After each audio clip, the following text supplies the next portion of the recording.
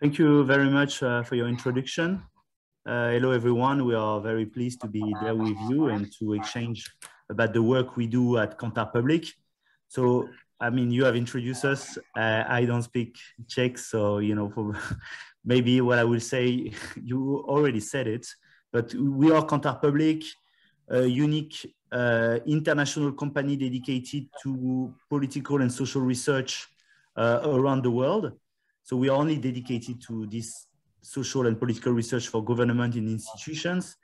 And with Emmanuel, we have been leading the work on political research across Kantar Public, the whole company. And so we are going today to discuss with you about how we do when we project results at the closure of polling stations. And then Emmanuel will talk about the innovative methods we have developed to do pre-election surveys. So first, a few words about the Kantar Public election team.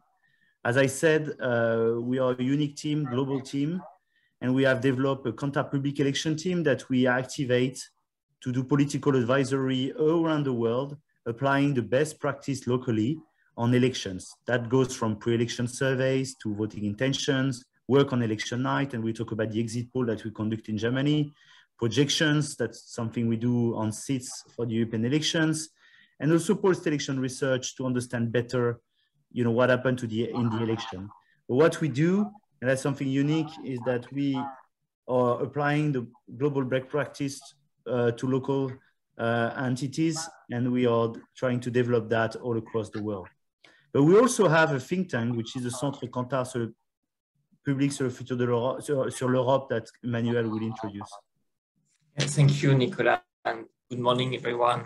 As Nicolas said, we are very pleased to have this opportunity to share with you some elements, and thank you for the invitation. I won't be long about Centre Kantar Public sur l'Europe. Just wanted to take this opportunity to signal the existence of this kind of internal think tank that we have put in place within Kantar Public, but with an external purpose, because we propose policy papers, analysis, mostly but not exclusively based on Eurobarometers to better understand public opinion at a European scale, but we also propose webinars in particular dedicated to elections in Europe. The last one was obviously about France. We had a previous one on Germany, and the next one will be early in September about elections that will take place in Sweden. So for those of you who are interested on elections and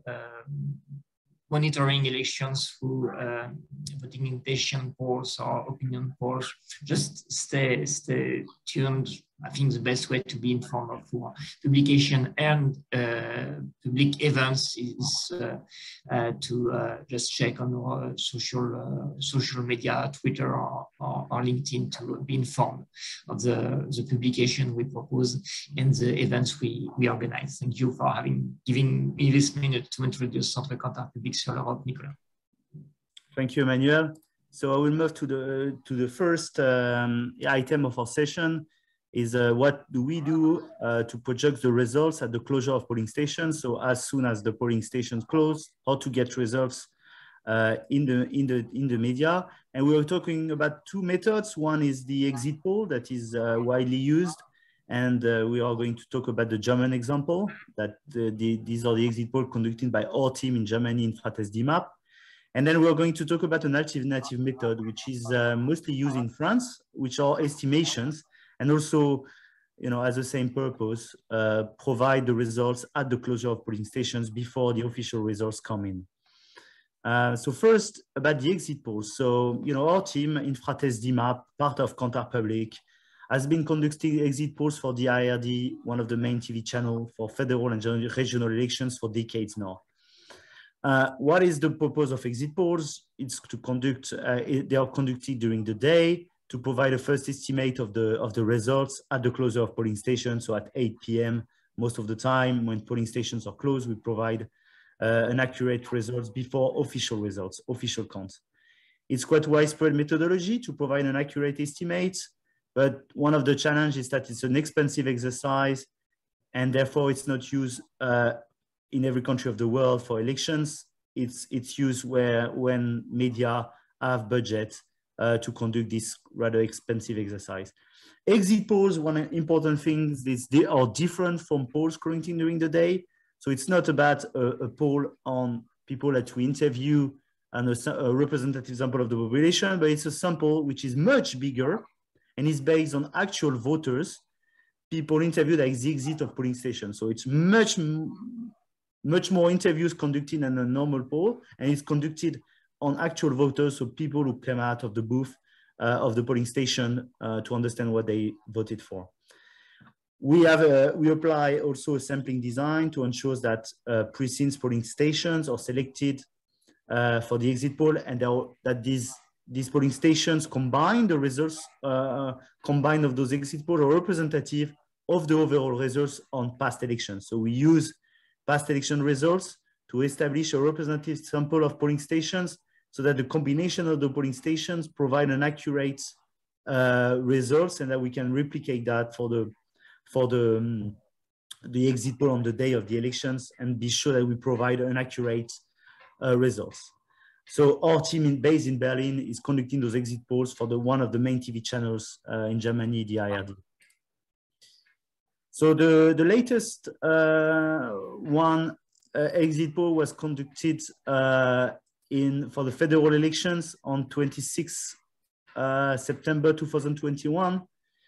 For that exit polls, we selected 560 sampling points, which are roughly 560 polling stations, again, selected on the past votes to ensure that the combination of the results of those polling stations in the past replicate the accurate results. Important is that we use self-administrative questionnaire, so paper and pencil, not tablets and so on, because we think it's the most reliable way to collect data. We give this paper to the voters, they fill the form, and then our interviewers are collecting those forms, and they are calling a call center which aggregate those data. So, you may be surprised, but even for the German elections, we are not using the latest technology for face-to-face, but we use the very old paper and pencil because it is the most accurate one. And we obviously prefer not to change methods that are working. For exit polls, we interview more than 70,000 people. So, it's much larger than a usual sample. And among those 70,000 people, we include an additional, we have around, 11,000 that have additional questions on the election. So, the 72,000 people get questions about who they voted for. And that's the main information we are looking for on an exit poll. So who they voted to be able to accurately project the results. But what we try to use is also additional questions to a subsample. We don't interview everyone because it would be too lengthy, to ask other questions about preference of coalition, etc., to have a kind of a combined post-election survey and an exit poll on the same day. That's very powerful because then you get additional insights for the election night. You can't do it over the whole sample. It's also not useful because you already have a meaningful sample. You don't do it on the whole sample because otherwise it would be too lengthy. So we estimate that around 70% of voters fill out the questionnaire, and all the information which is collected by the interviewers on site via paper or provided to a call center, which gather the information, and then they are modeled to provide the basis of the 8 p.m. projection, which is published on a huge set of charts that you see on this slide. A very important challenge that we faced in the German election, and that's quite peculiar to German election, but also it happens also, I think, in the US also. We don't have the same exercise in the US, is the rise of postal voting due to COVID-19 crisis. And you see on this slide, postal voting was steadily increasing, but from 2017 to 2021, it nearly doubled, and we came from 28% around of postal voting to 47%. Obviously, this is a real challenge for exit poll because exit poll are mostly on the on people getting out of the polling station. So now if nearly half of the people are voting postal, you need to take that into account in your exit poll, and that's why we also included sampling point based on postal voting from 60 to 140. So 140 of the sampling points were actually postal voting, so we include that in the mix for our exit poll results. It's very important because you have regional differences. You see that, in some cases you had 70%, like in Bayern, you have 70% of postal voting in some electoral districts. And also you have a difference on party votes. You see that postal voting, for instance, is much higher for people voting for CSU. For AfD, it's much lower on postal voting, and for Gruner, it's a bit higher. So obviously this has a real impact on final results. So it was very important to take into account postal voting in the exit poll conducted in Germany. So that was a real challenge, but this challenge was overcome by our team, because in the end, if you see on this slide, our exit poll was very accurate. And here we compare one of the latest projection of the exit poll compared to the official results. And you see that it was very similar. Interestingly, also in Germany, the ballots are marked by the age of the people. So we are able as well to analyze the results of the exit poll by age and the ballots collected. So the official results have also this information. And you see that the differences are very, very minor. So despite the challenge posed by postal voting, we managed to get a very accurate exit poll on the day of the election. This is for exit polls in Germany. And now I move to estimations in France. So first, I acknowledge that Kantar Public was not doing estimations in France on those elections. We were doing that in the past, but we haven't done it in the last French presidential election that was held in April 2022. In April 2022. But estimation is very interesting because it's an alternative method that I'm not sure is widely used across the world, but it's a very powerful method because it's also based on actual votes. So estimations is based on real votes. So it's based on real ballots. And therefore, the only possibility is that you have estimations when you have different times of closure of polling stations in a country, because obviously if all the polling stations were closed at 8 p.m. and you need the results at 8 p.m., you wouldn't be able to do an estimation because it's based on real ballots, counting of real ballots. It is used in France because it's a very accurate methodology. It's based on ballots. So we don't depend on the declaration of people, which we know can be sometimes different from the reality. And it's less expensive because it requires less interviewers on field, even if you need people on field to count the ballots and communicate with the call center to establish what you count on site. And it's very powerful because at 8 p.m. you usually have very accurate estimations of the results from the official results. So it's possible in France because we have polling stations that close earlier in the rural or town, 6 p.m., 7 p.m. Only big cities close their polling station at 8 p.m. And I think it's a similar cases in some countries. So maybe a methodology that could be extended to other countries. So one of the challenges of the estimation is to take into account this difference in big cities. And we saw that in 2022, where the vote for the left party, the left candidate, Jean-Luc Mélenchon, who came third at the presidential election, was much more present in big cities. And we saw that the estimation provided at 8 p.m. was underestimating a bit the final score of Jean-Luc Mélenchon because of this differential of using provincial cities and not big cities in the estimations. So as for exit polls, sampling is done on past vote, and we use representative polling stations that provide a good combination that reconstitute the final results of the past election. So as we said, it's based on the past vote. So we combine polling stations so that they represent the past vote very well. We have an interviewer working at each polling station.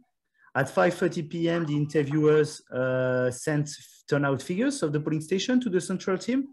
So that helps to have a first official turnout at around 6:15 p.m. So before the 8 p.m., the closure of all polling station.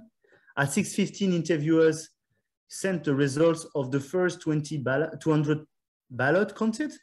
So that helps the central team to have a first national projections at 6:45 p.m. This national projection is not published. We only publish the first projection at 8 p.m., obviously, when the last polling station has closed. But the way poster work is that they have a first national projection at 6:45 p.m. And then we constantly refine this projection during the night. At 7 p.m., the interviewer provide the final counts at their polling station. So that helps us to refine the estimation. And at 8 p.m., the first estimate of the result is published. And then we have an estimation that is refined until 10, 11 p.m., but not later, because we start getting the official results at the same time, and there is no need to do that. So again, if you look at what happened in France in 2022 for the presidential election, we see that the estimates at 8 p.m., so I only listed the 7 main candidates, that the results are very close. You know, a slight underestimation of Jean-Luc Mélenchon, as I said, because in estimations, you don't take into account the big cities, and Jean-Luc Mélenchon is very strong in big cities. He's very strong in urban vote. Of course, there are mechanisms to correct that, but it was not as well corrected. In the end, this estimation, that was one of the provided by IFOP, one of the National Institute in France, was very close to the results. And as we said, estimations are a very interesting method that can be used as you know, a replacement of exit poll in countries where you have a different time of closure of polling stations. So this is when we project results on election day, and I will let Emmanuel to go with an innovative method for pre-election surveys. Thank you very much. Thank you, Nicolas. We are staying in France, but coming back to pre-election polling. And what I propose to present this morning is not on voting intention polling, because I don't think there are meaningful lessons to learn from the voting intention polling in France. Everyone uses basically the same method. Online access panel for the sample, and classical tools, I would say, to estimate the turnouts and to collect the voting intention.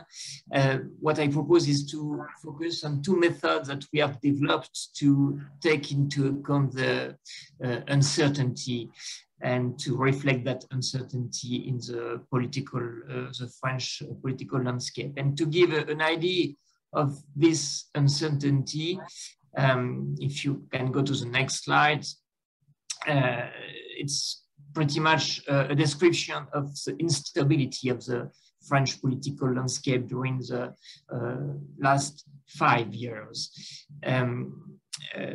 which are shown in the first round election results in 2022 compared to 2027. We spoke a few minutes ago about Germany. We know that in Germany, the share of votes of the 2 main parties, CDU, CSU, and SPD, has declined significantly. But in France, the 2 main parties have almost disappeared at national level. I'm speaking about Parti Socialiste and the Republican Party, Les Républicains, which are the parties that alternatively ruled the country during 4 decades and that represented respectively less than 2% with Anne Hidalgo for the Socialist Party, who was already had a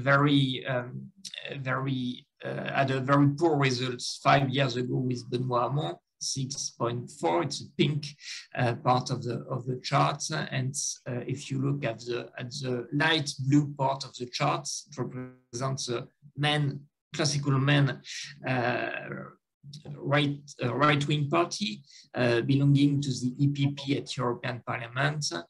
5 years ago, François Fillon reached 20%, and 1 month ago, Valérie Pécresse, 2 months ago, sorry, was at less than 5%. And meaning that there is no strong framing in the French political landscape. Because if you look at other candidates, be it Emmanuel Macron, the incumbent president re-elected, Marine Le Pen, the far-right candidate, or Jean-Luc Mélenchon, the far-left candidate, around them, we don't find exactly classical political parties, but organizations that are mainly organizations to support one person. Maybe Rassemblement National for Marine Le Pen is an exception, but because it's now more organized as a party, but the two of the organizations are more fluid, having as a consequence that the political landscape is very unstable in France. And what I want to present briefly in the next slides is how we have dealt with this instability in parallel with voting intentions that we have conducted online, as I said. We ask questions about the likelihood to vote for each candidate, which was a very rich and efficient approach to reflect the possible hesitation. And actually, there were strong hesitation between several candidates until the very last hours of the vote, led in relation with the voting system in France. For the presidential election, it's organized in 2 rounds, and on the second round, only 2 candidates can run, 2 first from the first round, which has a huge impact on voters' behavior because it tend to encourage what we call the tactical or strategic votes. Many voters choosing not their preferred candidates, but the candidate was the most chances to run for the second round. And if you compare the way we have asked the question for each candidate, are you certain to vote for him, likely to vote for him or her? It's possible that you will vote for him or her, etc. And 2, you are certain not to vote for him or her. It's very interesting having used these methods to understand how the tactical votes did work, because if you sum certain plus likely and compare what appear in the 2 columns at the right of the screen and compare with actual results, obviously the 3 main candidates have improved their potential and make all of their potential of the accumulation of I am very likely to vote for him plus I'm certain to vote for him, benefiting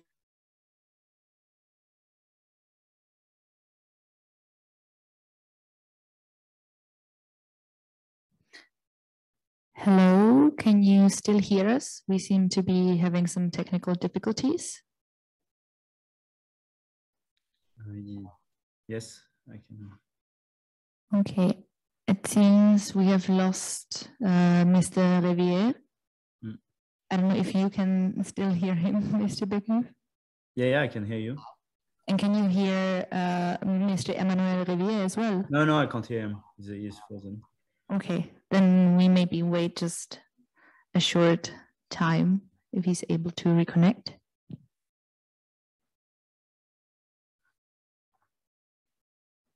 He will reconnect. Mr. Rivière has disappeared, but he's trying to connect again. Sorry, I think I was disconnected. Can you hear me now? Yes. Yes, we can hear you very well. Welcome back. Sorry for the inconvenience. And so using this scale was, I think, a very useful tool to understand people's hesitation and people behavior. And the next two slides present the way we have used before the election this question of likelihood to vote to identify several clusters of co-voters. By co-voters, we think we consider people saying that they are certain to vote for someone or likely to vote for someone and not considering the other candidates. And it was a multifactorial analysis allowing to identify co-voters and hesitant clusters, which are, I won't go into details with these two slides, but just to give you an idea of how we can convert this question with the scale of likelihood to vote in clustering of the electorates, which also can be a strategic tool for, of course, for candidates, identifying co-voters cluster. And if we go to the next slide, identifying people who are hesitating between candidates. As you can see, there is an hesitation, not a very important one, but an hesitation between the far right and far left, 6% hesitating between Marine Le Pen and Jean-Luc Mélenchon. Many people hesitating between leftist candidates and partly with Emmanuel Macron. Maybe surprisingly, but not that surprisingly, if you know French politics, people hesitating between Le Pen and Macron, etc. And of course, the interest of the exercise is also to characterize all those clusters, core voters, hesitant voters, with sociological characteristics, but also area of interest, priorities, etc., and to better understand what was at stake during the campaign and how people could be converted from one candidate to vote for another candidate. That was the use of the potential electorate, and we made use of a second tool, which is based on neuroscience and cognitive science, dealing with a challenge of a classical challenge of polls, which consists in knowing that when you answer an electoral polls, in most cases, it's a rational part of our brain, which is solicited. When we know that because of the personalization of the politics in French, there are some necessity to better understand how emotions drive political choices. And that's why we have used called intuitive associations that help to understand better and deeper the core images of the two main candidates remaining for the second round. And by the use of a tool allowing us to understand what is intuitive when people associate a candidate with a quality or default when they do associate some qualification images, items to a candidate. Can we move to the next slide, please? And basically, the question consisted in asking if a term was associated with Emmanuel Macron. It's classical way of analyzing the image of a politician. Is he confident? Is he close to the voters? Is he sympathetic, etc.? But also measuring the rapidity of answer and how fast the items, the terms were associated with each candidate. And there was an exercise, a blank exercise on another topic to train the respondent. It was online, of course, to understand that they have to answer as quickly as possible, but they can take time to reflect if they needed to reflect. And using that tool allows to distribute the qualification on a map. On next slide. allowing to identify what are the terms that are strongly and very intuitively associated with the candidate on the top right part of the map, and on the top left, we have terms that are strongly associated with the candidate, but with consideration and probably not that impactful on the shaping of the image. And on the bottom, you have terms that are weakly associated with the candidates. When it's with consideration, it's definitely something that doesn't fit with the candidate. But we have some terms that can be associated by a limited part of the respondents, but very intuitively, that can be an asset also not shared by the major part of the population. And I will end with the presentation of how it came out for the comparison between Emmanuel Macron, the incumbent president, and Marine Le Pen, the far-right candidate, running and opposing to each other in the second round, with different qualities. Macron being considered by a significant part of the population and quite intuitively as intelligent, when Marine Le Pen was considered as courageous for some reason. A limited proportion of people considered Macron to be honest and attentive, but when it was the case, it was very intuitive. But I think we can move directly to the last slide, which is not on qualities, but on bad aspect of the personality, which was probably the most impactful on the votes, with and it was a difficulty for Marine Le Pen, still a very strong association of the far-right candidate with a feeling of authority, aggressivity, and she was considered as worrying. And it's probably the main reason of her defeat.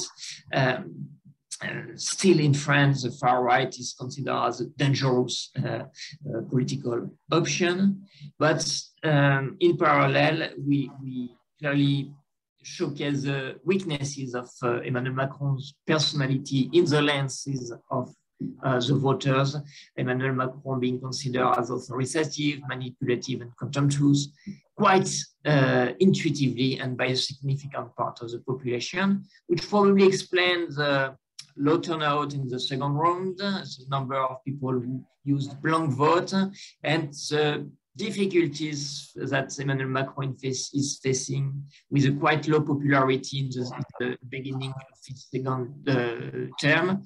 But to give you an idea, we used that exact tool in 2016 in the US, and it showed a clear advantage in comparison for Donald Trump versus Hillary Clinton when looking at the bad aspect of the personality. We had in mind that Donald Trump was very unpopular for some reasons, but it's reminded us and showed quite clearly that Hillary Clinton was even more unpopular for the same reasons and other additional reasons, like being arrogant or being secretive, which was quite important at the time. So therefore, that was two tools that we use to reflect on one side the uncertainties and how to deal with that, and on the second hand, the importance of personalities when it comes to the second round choice between two candidates. Thank you both so much for your presentations. So we'll now give here the audience a few minutes, and we already have a first question, so please. Hello, Mr. Rivière. I really like the segmentation based on that scale question, which could give us a more like plastic picture of what's going on among the voters compared to simple saying candidate A has 15% or candidate B has 13%. I would like to ask how you approach those people who are hesitating between several candidates when you put them into the final model? If you split them somehow between several candidates, or if you try to force them into a single decision finally in the questionnaire? Thank you. Well, due to the regulation in France, where the polling voting intention, when published, is scrutinized by a public authority, it's quite hard to develop a specific model using this kind of tools. Therefore, what we did, but maybe it can be challenged for next election, but what we did is that we put the two approaches in parallel. And what we have published as voting intention, where the answer to the question, these are the candidates, for which candidates are you the most likely to vote for, with specific analysis based on the likelihood to go voting. And which was the most important aspect, and quite efficient. Or voting intention or published voting intention was not based on the full sample, but on the part of the sample who positioned themselves to the position 9 and 10 on a question, on a scale from 0 to 10, how likely are you to go voting for the first round? And we have checked the representativity of the sample by using the recall of the previous election, but we did not use that as a weighting variable, because we knew that for some reason the memory of the previous election 5 years sooner, 5 years earlier, was not very good in regard with one particular candidate. Therefore, we did not weight according to that. And so it's not, we did not actually use the clustering and the scale on likelihood to vote to correct the voting intention questions, but in the reports and comments we made, we put both in parallel and gave an idea of the possibility of the evolution of the scores because of the evolution. But we stayed with the figures coming out, a very classical voting intention question. I hope I answered your question. Thank you. Are there any other questions in the audience? I see there's someone in the back. In the meantime, Mr. Bécuwe, I think you can stop sharing the presentation now so that we can see each other better. Yeah, I think that's better. Thank you. Hello, my name is Katarzyna Magdalova. I'm a data-driven journalist, and my question concerns the German elections. It's for Mr. Nicolas, because if I heard well, you have mentioned that you can read the data of age from official election data. So I'm wondering how it is possible. Yeah, I think the ballots are marked in, I'm not German, but from what I understood from our colleagues is that the ballots are marked by the age of the people.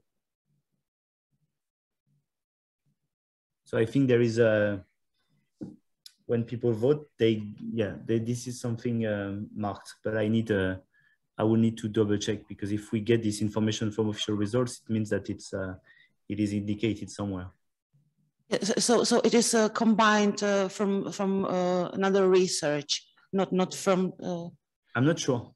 I think the ballots are marked by the age of the people. This is what I understood, but I'll check again this information and provide you with a confirmation. But my understanding was that ballots of people were marked with the age of the people. So yeah. Any other questions in the audience? Then, if I may, I'll have one question as well for Mr. Rivière. When you were talking about the voter intention, you also, before that, you also showed the graph of basically the French right disappearing. Do you know where the voters are going? Are they choosing to go to far-right parties like Marine Le Pen, or are they going to Macron, or do they just stop voting altogether? Most people that voted for the candidates from the classical right that reached 20% 5 years ago went to Emmanuel Macron, but it's not the exclusive destination. Some of them did also. So basically, it's around 60% that went to Macron, and the rest did the split between the remaining candidates, but as you see, from to less than 5%, it's a dramatic decline. And yes, some of a third approximately of the previous classical right voters are attracted by the far right, and you may know that there were two representatives of the far right in France, Marine Le Pen, but also Éric Zemmour, a previous journalist. And Éric Zemmour bet was to build bridges between the classical right and the far right. At some point, we could have considered that there was some chances of success. And in particular, he was capable of having votes from the older people, when classically, usually in France, the far right is very unsuccessful with older people. But as he was at the same time more extremist and considers that more extremist than Marine Le Pen, he ended with 7% and did not really change the political landscape at the right part of the in France, but we will see what happened with the next election. But it seems that the parliamentary election coming soon won't be a success for the far right, and in particular for the party created by Éric Zemmour. Okay, thank you so much.